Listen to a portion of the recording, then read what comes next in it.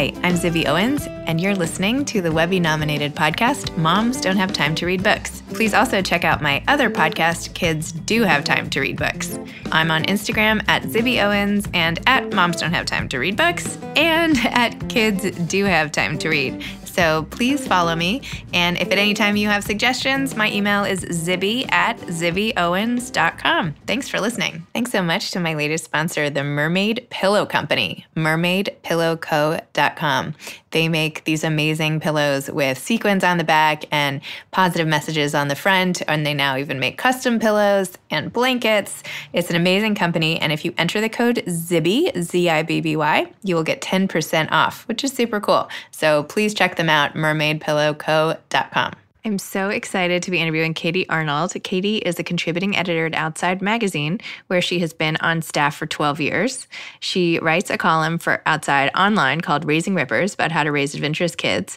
She has contributed to the New York Times, Travel and Leisure Elle, and many other publications, and currently lives in Santa Fe, New Mexico with her husband and her 2 daughters. Running Home, a Memoir, is her first book. So welcome to Katie. Thanks so much for coming on Moms Don't Have Time to Read Books. Thanks for having me. It's exciting to be here. Katie made a special trip in from visiting New Jersey, so I feel particularly honored that she was willing to do that for this. So can you please tell listener what your beautiful memoir called Running Home is about? Sure. Running Home, well, it's about a lot of things. Predominantly, it's about my relationship with running and with my father and how the two kind of converged after he died in 2010. And I was beset by this really kind of crippling anxiety. I just had a new baby. I had a toddler and an infant. And after he died, I became convinced that I was dying too. And I didn't realize at the time that that's not uncommon. It's not an uncommon way to grieve, but it was terrifying to me. And I live in Santa Fe, New Mexico, so there's lots of alternative therapies and healing and healers. And I tried a lot of them over the course of 18 months. And I was really looking for a way to not worry so much. But the thing that worked the best was the thing that had always worked for me, which was running. And it made a lot of sense. I've been a runner my whole life, but in some ways it didn't make sense because I was terrified of dying. And this wasn't, running on the road. This was into the mountains alone on backcountry trails and real wilderness for many hours at a time. But I found that when I ran, I could run through and pass those worries. Like my mind would settle. It became a moving meditation. And so the book is really a story about how I grieved my father and how running healed me and the wilderness healed me. And also about the love you had for your dad growing up. I mean, I feel like there's a lot before he passed away, that you captured from your childhood. He was a huge influence on me, both artistically. He was a photographer for National Geographic. And so he really taught me how to see the world and to pay attention, which is what you need as a writer. Mm-hmm. And so he was a beautiful writer, but his medium was photographs. And I knew from a very young age, 6 or 7, that I wanted to become a writer. And so his way of capturing the world, really paying attention to those moments, they're ordinary moments, they're beautiful moments, but there's something about them that you want to capture. And so just by osmosis, by being his daughter, I learned how to pay attention. So that he was a huge influence on me in that way.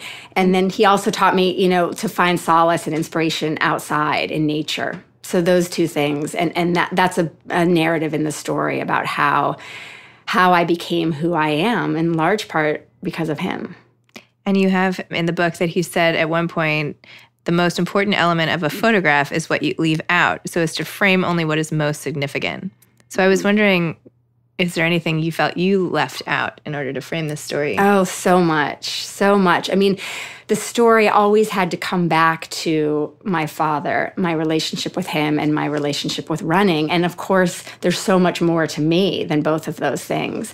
My relationship with some of my siblings, my step-siblings. I wish, that's a whole other book, right? Being a blended family in the 70s and 80s. Ann Patchett wrote that. The next book proposal now. Ann Patchett wrote that great, she wrote a novel, Commonwealth, which I think, from what I understand was autobiographically based. So, there's a whole story in that couldn't be in this because it had to come back, sort of to the main narrative. But yeah, there was some grief over the things I couldn't include, but I'm really pleased with the shape of it. The book always had its own momentum and energy, like running, often because I would run and then I would come back and write. And so I would bring that feeling into my writing. But the book always sort of told me what it needed and where it was going. And my job as a writer was to sort of listen and to let it be what it wanted to be. And there were many times when I felt the shape wasn't quite there. And I kept winnowing it, and trimming out what wasn't essential. So when you went back to visit your dad when he was sick, you said you had been working for Outside Magazine for 12 years. And you told him you wanted to write about being a mom. Yeah. And he said something like, pick something serious. Well, he said, make sure, whatever you write about, make sure it's important. Make sure it's important. Did that become the beginning of the book? Well, it was interesting because that was sort of a hard moment because my father was sick at the time, and his illness was quite short, so it progressed very rapidly. But this was still at the very beginning of it. And so he was still, in good shape. And so when he said that, and I just said that, like, that came from deep within me. It had not been premeditated that I was going to tell him, or even that I'd really been thinking about it. I must have been, right? And that's sort of the beauty of that intuitive voice, which is what the book is about a lot, like listening. Like, we have our own answers. We don't need to grab things off the shelf and find the answers. And so that... Even as he says to you at the end, like when he says, listen to your own body. Yeah. Like, listen to your body. I know. I feel like that's such a theme. It's like... Listen to your body, exactly. And so I said, I want to write about being a mother, I think. And when he said, make sure whatever you write about, it's important, there was that moment of like, well, is this not important? And so that I could never, find out what he would think about this book, but I don't think I need to. I think that it did become, important in its way. And so it probably was the beginning. I know it was the beginning of my writing about being a parent for Outside. It was sort of that moment was the genesis of my column that I write called Raising Rippers, about bringing up kids, outside. And so, yeah, it's just funny when you look back, those moments that were defining. And when he said that, it was a little bit of a gut punch. Well, is it not important? And he wasn't making that judgment, but sort of as his daughter, I was feeling it. Yeah, as we often do with our parents. Speaking of all the running for a minute, when your dad was sick and you visited him at Huntley Stage, you went running in the midst of the illness. You said, my legs are heavy and slow, but I don't care. I'm not running for speed or fitness. I'm running to get out of the house and escape the dread of what's to come. I'm running to feel the humid air swoosh through my lungs, to feel normal again and just a little bit alive. I'm running to forget and to remember. Can you talk to me about like how you felt right then? Yeah, I mean, the grief in the house, even before he died, was so heavy, and it was a very physical feeling for me. And I had lost people that I loved before, grandparents, but I hadn't experienced such a intense, like close-up experience with grief. And it surprised me because it was so physical. You think it's an emotion, like in a sadness, but for me, it was a felt sensation. It was like a layer on my skin or a heavy, heavy coat. And I wanted to kind of scrape it off my skin. I would take these hot showers at his house, thinking I could rinse it off. I even went home to Santa Fe and went to like the fancy Japanese spa on the mountain and got the salt rub. And lying there as like the salt is literally in, like if you have a little cut, it's like salt in the wounds. It really was that. And I got up and, she rinsed it off and I was hoping I would feel better, and it was still there. And so in that moment that you just read about, that was on one of my trips back, it was just this, in deep need to get out and to be out in the open and in the fresh air and breathing in that clean air and, just out of the cloying heaviness of grief, which, I thought then when he died several weeks later the grief would end. And I just, little did I know, it was just beginning. And tell me more about the anxiety that came afterwards. Like, had you had anxiety like this, or I had never had like health anxiety like that. I'd never had extreme anxiety at all. I mean, I'd had little worries here and there over things. And, of course, when you become a mother. So I'd become a mother 2 years earlier to my daughter, Pippa. And all of a sudden, that's a whole new level of worry that you've never experienced. So, I'd had those moments of like, I brought this creature into the world and now I have to keep her alive. Normal mother stuff. But this was Like I could hear a report on the radio or read like a snippet of a headline or the first paragraph in like the Modern Love column in New York Times, which for the longest time seemed like it was the cancer column in the paper. True. And I could read that and then I would think that I had those symptoms and I would feel them. And I think it's a little different than hypochondria, although I'm not entirely sure. But it felt, I didn't go to the doctor all the time. I was afraid I was dying. And partially it was postpartum. It was grief. It was also a little bit of midlife. You know, I was probably at the time 38. You know, when you lose your parent, you really do realize that you're going to die. And I think that's what youth is, right? You don't know that, or you don't believe it, or it's not going to happen to you. And then you lose a parent and you realize it will. And you're a mother at the same time. And you're like, please, not now. So it was, you know, my mind, I've always had a big imagination. I've been a writer since I was a young girl and a huge reader. And so the imagination is a great tool as a writer. But my imagination went a little bit haywire and I had something new every week, I felt like. And this went on for about a year and a half. I feel like you also have this added layer, I feel like, of pressure or something because you were a child of divorce and you didn't get to see your dad on a daily basis growing up. And I thought you wrote about that in such a beautiful way. My parents are divorced, so I could relate to that part of that. And you wrote, if it's okay if I read this part, it was so good. The heaviness in my chest is old and familiar. It's not quite grief, not yet, though I can feel that coming, but a hitch in my heart, a tick of apprehension. Something is missing, but I don't know what. I feel as young as the girl in Dad's pictures. I'm homesick, that discomforting in-between feeling, not quite there, not quite here, that I felt my whole life with my father. Our relationship has been a constant cycle of coming together and moving apart, hellos and goodbyes, the excitement of arriving, and the guilt of going, all twisted up like a tangled skein of wool, happy and sad. Now that we're heading toward our last goodbye, the word has a terrible new meaning. Homesick. Oh, yeah, I know. It's so beautiful. Oh, I was like crying as I read all of this. Oh my gosh. You. That like intense in and out feeling, that like loneliness, but you're not alone. Yes. It just stays with you. It's like, I think it's in your muscle memory as a child of divorce and that here and there and kind of a home in neither place. Although I will say, like, I had very loving parents and, you know, we had very comfortable homes in both places, but something about going back and forth, it was leaving when you weren't quite ready and that apprehension of what would be waiting for you when you got there and how would it have changed since you were last there. And then, you know, the awful feeling of leaving, because I did only see my father 4 or 5 times a year, which now in this day and age of divorce is, you know, that is so different. Kids are going back and forth all the time. So the leavings were always hard. I mean, my dad's face was just the saddest thing on the planet.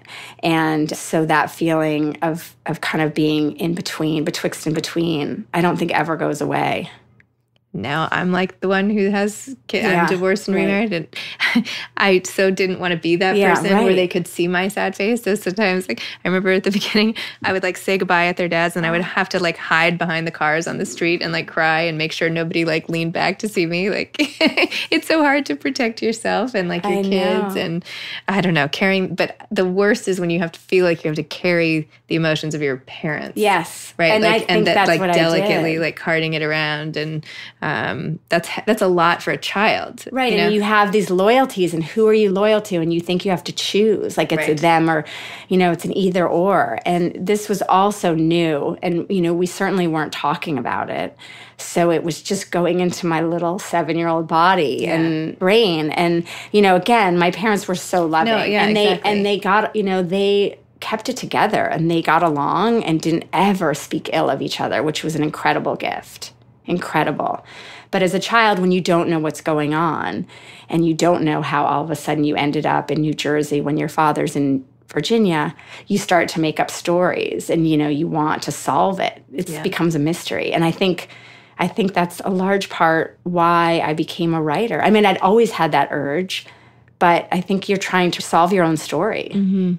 And so did you ever get any formal writing training? Like, I feel like you're such a beautiful writer. Thank you. No, seriously. And I went back and I read a bunch of your essays online. And I love your column. I'm like printing out the Brave Girls one for my daughter. Just the way you see things, even a simple topic becomes really like literary and beautiful. Right. So does it all come naturally, or did you take any classes, or do you have a workshop, or a little bit of both? I've just always written, and I'll mention this because it just happened yesterday, but I was in New Jersey at a reading, and my 5th grade teacher came to see me, and she was hugely influential in my life in that when I was in 5th grade, so 9 or 10, I wrote a piece, a story, and she recognized something in it. And she became kind of a champion for me and a believer, even when many times I didn't believe. And I write about this in Running Home, but my sister, who's older than me, had a typewriter and was quote unquote the writer in the family. And you know, when you're a kid, you make up this weird logic, like my sister's the writer, so I can't be. So I always had that tug a little bit when we were talking about that, you know, betwixt and between, like, am I or aren't I? Like, I want to be, but my sister is. So anyway, this 5th grade teacher, she really recognized it and named it in me. And that stuck with me. And I just kept writing, but I didn't take creative writing classes in college or anything, again, because I'd had that storyline in my head. Right. You know, and that's what this book's about too, is the stories we tell ourselves that hold us back, like that one, and then the ones ultimately, like this book, I hope, that set us free. But I became a journalist at Outside, and I really learned how to write there. And it suited me, but I've also always kept notebooks. So I write in notebooks and I capture those moments that I was talking about earlier. And they don't have to be for anything. You know, it's either like something I observe on the street, or a conversation I overhear, or I thought I have about something. And I'll write it down, and there's no pressure for it to be perfect or beautiful, but it's just something I know caught my eye. And that's something that my father taught me. He always carried notebooks and little steno pads in his pocket. And one time he gave me one, and he just had labeled it, things my dad says I won't want to forget, or something. Aww. And so I learned from him how to, you know, be an observer and take notes. And that's a big part of it. So to write like that, like it doesn't have to be for something, becomes that writing practice that was influential to me. And when I met my friend Natalie Goldberg, who is quite well-known writing teacher and student of Zen, and she teaches her students just to write and not edit, and to fill their notebooks. And so I would do that. I did writing practice for many years. I still do. And that's really when you write that way, you might start writing about an apple, and then you might end up writing about your mother, you know, and in the course of that 10-minute writing exercise, you see where your mind goes and the leaps. And that's really the practice I do. And then you can take situations like the horrible one with the man attacking you on the path, and you turn it into something. I feel like that must be so, like, to get some sort of closure on it, when in actuality there is nothing. No. I mean, how do you cope with knowing, like, back to anxiety, I guess, for a little bit, and running by yourself on these trails, that things can happen? I mean, you wrote a whole essay, which was so great, about, like, people ask you, are you afraid to run alone? Yes. And you listed the, like, 57 things why you should be afraid and whatever. But then you go anyway. Do you feel like the people in your life, like your husband and your kid, do you feel protective of you in these situations? Do you feel like you're ever being, like, reckless or... Yeah, I think about that a lot, because the stakes are obviously higher now that I'm a mother. But I think in the piece you're referring to, I was attacked on the trail, and that's a chapter in the book. And this was when my daughter was 4 months old, and we were hiking. I was hiking with her on the trails that I had hiked every day of my pregnancy, very familiar to me. And the man was caught, and he went to jail for a period of time, but now he's out again. And I see him occasionally. And I do sometimes wonder, like, it is kind of a marvel to me that I came through that and not only went back to the trails, but then began running ultra distances alone. And I think what that episode taught me is that I can protect myself. And my strength is running, you know, because as he came toward me on the trail, I ran. And in that moment, I realized that I'm strong and that I'm fast, and that can save me. But I think I had to put it way away. I think I had to tuck that way down because of how horrifying it was. And you know, he could have killed my daughter. And that, as a mother, as you know, you kind of can't think about that. Right. You really can't, like, you just have to close that door so I tucked it away. But then I had systems, as I'll call it. Like, I would always tell my husband where I was going. I bring a friend's, before I had a dog who could run with me, I brought my friend's dog. I always carried my phone, though a lot of times I was out of range. I carried pepper spray. So there were things I could do to mitigate risk. But it seemed to me, and it became clear to me, that not going out into the wilderness or onto the trails was a greater risk to me than going. And I think my husband, he thinks about it, but he knows that we have those systems, and he knows how important it is to me. But I think about it all the time, the risk of it. And so it's not just that you run, it's that you've become this ultra runner and you compete and you run so what's the longest you've ever run? So the longest is 100 miles. And I ran that last summer at the Leadville Trail 100, which is, very prestigious race. If you know the book Born to Run, it's the book that Chris McDougall writes about. It's a fantastic race. It's more than 800 people, but fewer than half finish the course. And so that was... And you did it over what time period? I did it in 19 hours, 53 minutes. And I won the race. I was the first woman. I know. It was a convergence. I write a lot in this book about how things come up at certain moments, and there's almost like a magic to them, a serendipity, and things align. And that was certainly true with a lot of my dad's material that he left behind that I found after he died, that form this sort of secondary narrative in the book of discovering who he was as I was discovering who I was as a runner.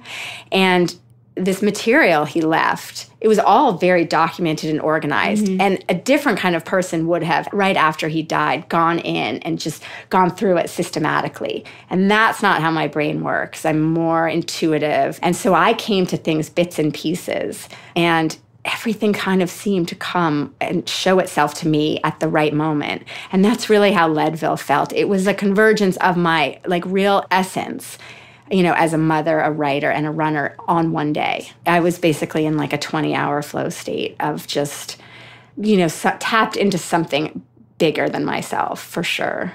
Wow. Yeah. How do you even eat? How do you eat? So I eat energy gels. I eat goo. The kind I use is goo. And they're my sponsor, which is, I've been using them forever. Each packet has 100 calories. So I need about 200 calories an hour. So that means I'm eating, one every 30 minutes. And then I drink electrolyte drink that has 200 calories a bottle. So as soon as I start spacing out, or if I get klutzy or trip on rocks, I know that I'm behind on my calories. It's amazing. Yeah. Do you ever think about doing something more like the Olympics or some... I mean, they don't have trail running or ultra running. But don't they have the marathon? Yeah, that's oh my gosh, the marathon seems way more terrifying to me than running fast. 100 miles. Yeah, running fast on the road for 26 miles seems way harder and more scary to me than, a slower 100 miles. No, I love just being in the wilderness and being in the mountains. The running is so important. As a writer, that's how that's my creative process, is being in motion, but it's also being in nature and being, feeling that there's a larger force out there and that it is big enough to hold you. And you feel small in it, but in a good way, not in an I'm insignificant way, but that I fit into something bigger and I'm connected. And so being in nature, it's hard. I can't think which is more essential. Is it the running or is it the wilderness? And I think that's why being an ultra runner is so beautiful, because it's the two combined. Wow. That's just the coolest. I can't imagine the stamina and all the stuff. I mean, physically and emotionally. Yeah. Well, it's very mental. And I mean, running is very physical. I'm not going to, 100% you have to be running. 100% of the time you're running, your legs are moving. But your mind, and it's such a great way to study your mind, because in the beginning part of the race or a run, and I talk about this in the prologue, you're excited. What's happening? What's going to come? And in the middle, you're sort of in that every little thing that you feel in your body becomes a worry. Is this a problem? Is that, and you have to work through it. And in a way, that's why meditation is so good, because it trains you, or you learn how to not attach to those thoughts. Right. The thoughts will come completely. When you're running 100 miles, invariably you will think many times probably, am I going to make it to the end? Time to stop. Am I going to trip and fall? Or am I going to get lost? And if you were to attach to all those thoughts, you probably wouldn't finish. So what you have to do is just see them and say, oh, there's that thought again. And, if I have a pain in my ankle early on in the race, I will consciously think like, okay, I note that thought. And then I'll just tell myself like, if I'm still thinking this or feeling this in 3 or 4 miles, like, okay, then I can take it more seriously. But basically it's just my way of saying like, I see you, like next, move on and don't get hooked on those thoughts. So it is a meditation, and you have to be kind of vigilant. Like you're not going to not have the fears. But the trick is to just see them and then let them pass. Wow. So now that you've finished writing this book, and when did you write this book? Like, what was your process? Did you write it at night? Did you write it? Oh, when during the day? Yeah. Like when actually, like. I wrote it all over the place. So I wrote it, my general sort of best kind of day, and every day is different as a mother, a writer, and a runner, right? Yeah. But, I would run first thing in the morning. I would get the kids off. Then I would go for a run. And then I would come back and work. And so I would sit at my desk, and by desk I mean either my kitchen table or outside under the portal if it was nice out. And I would usually work, so I might be at my desk by 11 and the kids are in school till 3. And then I wrote a lot at night.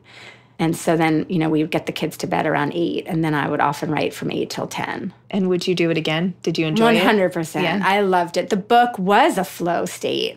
I'm not always, just like not every day when you run do you feel great and does it feel effortless. But the book very much wanted to be told, and there was just magic around every corner. And I think that was because I was willing to let the book show me. And anytime, like the few times that I got all bossy with the book and thought I was in charge, like I would hit the wall a little bit and I would find that resistance and things weren't flowing. And then I realized I had to just step back and just listen to the book. So I would do it. And then I also wrote while running. Mm-hmm. And I would get, sentences would come, or if I didn't like a way a paragraph was sounding, just, you absorb that in your body. And as I would run, it would sort of like jostle itself loose, and then it would reassemble itself in the right way with the right words in my head. And you would actually remember it. I would either try to remember it. I had this whole system. I would either just try to hold it in my head. And then I realized then I was holding too many thoughts. Mm-hmm. And as I was running, I was trying not to forget them. So then I started carrying a little note card shoved down my sports bra with a pen. And I would stop and write them. But then they would get all sweat smeared. I would get back and I couldn't read them at my car at the trailhead. And then because I carried my phone after I was attacked for safety, I would type them into my phone. And then I was pretty much the last person to discover voice memo on her phone. Mm-hmm. And so now sometimes I'll talk into it. So I do all those things. And then, but more even than the actual sentences that are rewritten while I run, it's that feeling of running, that flow and that momentum and the rhythm. Writing to me has always been like music, and running, gives me that cadence. So then I'll just come back and write from that place. It's like the running is the instrumental part, and the words are the words and the lyrics. Lyrics. Thank you. Yes. Right. Yeah, it's like that's how you make anyway. Very cool. I know we're like almost out of time. Tell me what you see coming next for you. More of these ultra running, whatever. I've got a race. Oh my gosh. Yeah, I've got a race on Saturday, which I kind of can't believe. What's today, Monday? Yeah. I'm running 100 kilometers on Saturday in Virginia, 62 miles. I'm like, don't ask me about my I know, it sounds sort of absurd. But yes, I'm running a race. I've got a couple other races on the calendar, and I'm writing. I'm working on my next book. Oh, good. Yeah. What's that about? It's sort of a deeper exploration or a continuation of this story that it starts with this very traumatic wilderness accident I had in 2016 on the Salmon River in Idaho when I broke my leg, and then goes through and sort of looks at how my body had been very strong. I trained my body, but the question became like, what if my greatest strength as an athlete is not my body, but my mind? Mm. And so it's a deeper look at how I used mindfulness and meditation to train myself as an ultra runner and as a writer. And then it concludes with the Leadville that day that was just beyond expectation. Like it made, in some ways, it made no sense that, I'm in my mid-40s, that this could happen. But it was such a mental, I had done all the work, and everything just came together. Wow, so great. Do you have any advice to aspiring authors? Write things down and just keep that notebook or keep your phone or your voice memo and write things down even when you don't know what it's for. It doesn't have to be for anything. I fill notebooks like one a month of my, the kind of notebook I use. I've used the same kind forever. And a lot of times I don't know what it's for.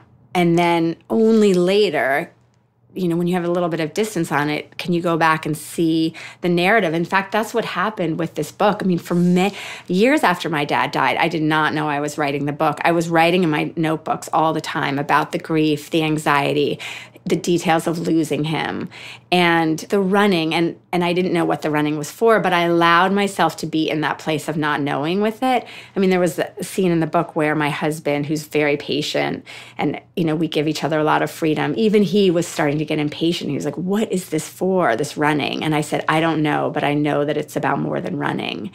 And I was just in the thick of it, but doing it. And then later, when I had that distance, like literal miles under my feet, could I look back at those notebooks and see that I had really been writing the book in the notebooks. And that to trust yourself, again, you have the answers inside, not someone else. If you think something is interesting or there's a story there, write it down. And I always just keep something by my bed because I think I get a lot of ideas just as I'm falling asleep, like in that neither here nor there place, that liminal space between wake and sleep. And a lot of times I'll be too lazy to turn on the light and write it down. Always write it down because in the morning you'll try to remember what it was and it's hard. It's awesome. Thank you so much for coming on Thanks, Moms Don't Have Time to Read Books. That was great. Thanks. Thanks again to my sponsor, Mermaid Pillow Co. mermaidpillowco.com/Zibby. Enter code Zibby for 10% off. Thanks so much. Check out those really awesome giftable pillows and blankets. Thanks for listening to Moms Don't Have Time to Read Books. You can follow me on Instagram at Moms Don't Have Time to Read Books and at Zibby Owens, and my new podcast at Kids Do Have Time to Read. Thanks so much to Steve and Ryan at Texture Sound for the sound editing, and thank you to Morning Moon Productions for providing this fantastic intro and outro music. Thanks for listening. You could always email me at zibby@zibbyowens.com.